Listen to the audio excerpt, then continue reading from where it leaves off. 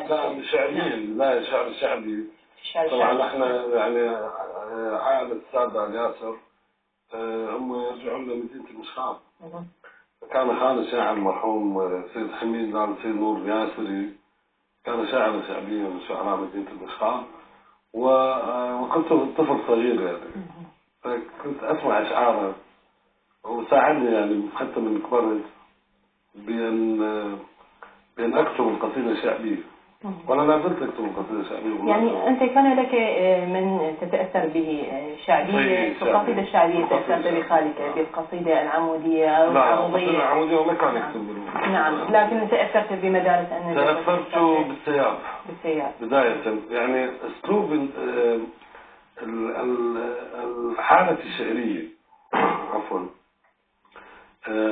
تأثرت بأسلوب مظفر، الحالة الجنوبية بالإلقاء والتنقل بين الشعبي والفصيح، ولكني كتبت القصيدة التفعيلية بنفس السياق. يعني تأثيرات السياق كانت واضحة على، يعني كنت أكتب القصيدة بنفس 50، واضح جدا إنه يعني حتى أنا حكيت السياق ببعض القصائد. لكنك مولود عام 74 ولكن يعني من قالوا، هناك من يقول أنك تبدو أكبر من سنك أو أن صوتك هو السبب في ذلك يعني. إيه هاي كثير قالوا على الكثير، كانوا حتى يتصورون إنه يعني أنا عمري 50 سنة ويسمعون اسم أحمد الياسري والمنجز اللي قام بأحمد الياسر بالمختصر. منجز كبير في داخلك، هل تشعر أنك كبيرا؟ هل تشعر بذلك؟ يعني قضية الكبر يعني أنا أعتبرها إنه الإنسان كبير بمنجزه. يعني الجواهري صحيح عمره 95 سنة، بس هو عمره آلاف سنين. قبل أن يصل ل 40 هو عمره آلاف سنين بمنجزه. عمر مو، فأنا أعتبر نفسي أنا زلت مبتدئا. وأنت أيضا ممن لا يعتقدون بأن المنجز مبني على الكتب أو على عدد المؤلفات. لا شوف، الحالة تغيرت، الوضع تغير تماما. يعني مقاييس التطور الإبداعي حصل في حالة من تطور التكنولوجيا. يعني احنا الآن نعيش في عصر تطور التكنولوجيا، حينما يقال انه العالم اصبح قرية، فعلا هذه مقولة صحيحة. فاكيد انه تأثيرات التكنولوجيا دخلت بكل مفاصل الحياة بما فيها الحياة الأدبية. فأنا عندي رؤية خاصة، أنا ضد أن يكون الكاتب أو المبدع مكثرا بكتاباتي. يعني أنا أحب النوع، نمط الكتابات أن يكون نمطا مميزا. مو مشكلة إنه الإنسان يكتب 1000 قصيدة، ما هو يكتب بيت من الشعر به المعنى. ظهور القصيدة الرقمية وتأثيرات البيت الحقيقة ما خلت للديوان أي معنى.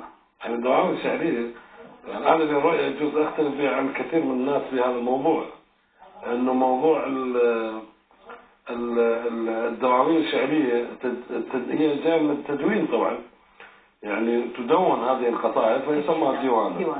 الآن موضوع التدوين يعني الأنظار كلها موجهة للإنترنت وللثقافة الرقمية الموجودة الآن والحاسوب وإلى آخره. يعني أعتبر يعني مو لغت، يعني أنت استفاديت من هذه الثقافة طبعا. أنا انتشار بالخارج أكثر عبر النت يعني. إذا نبقى في الخارج، وسفرك وهجرتك من بغداد عام 95، هذه الهجرة التي أبعدتك عن الوطن الحبيب. قبل هذه المرحلة يعني ما هي كانت تدفقاتك الشعرية؟ ماذا كتبت؟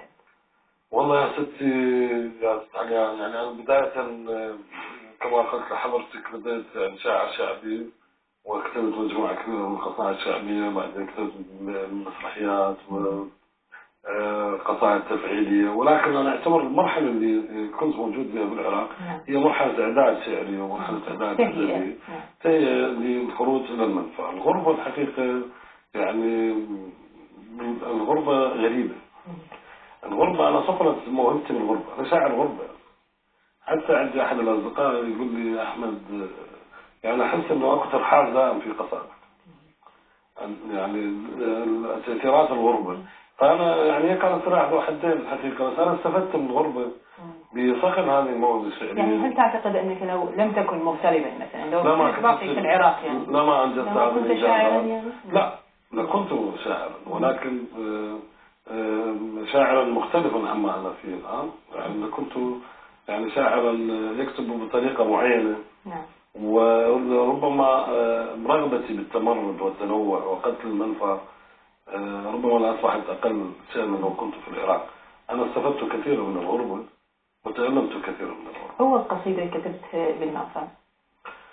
والله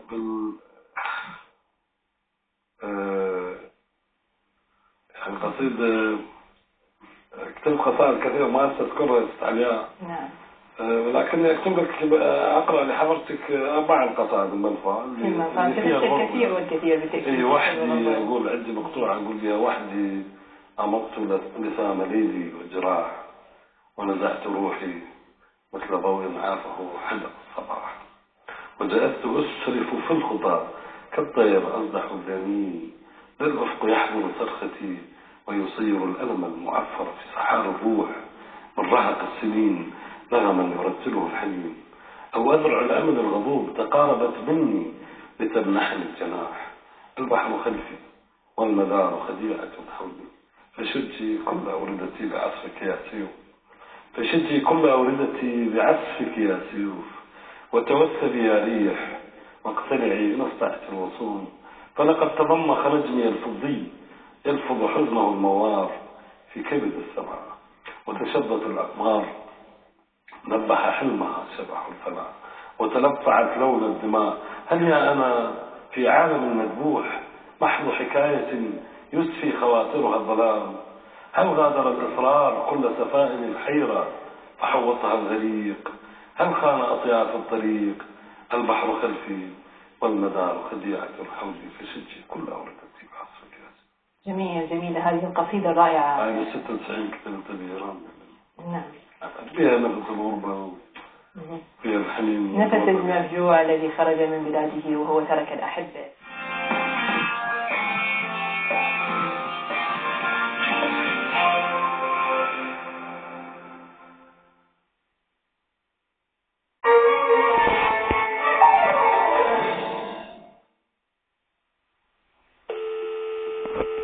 الاتصال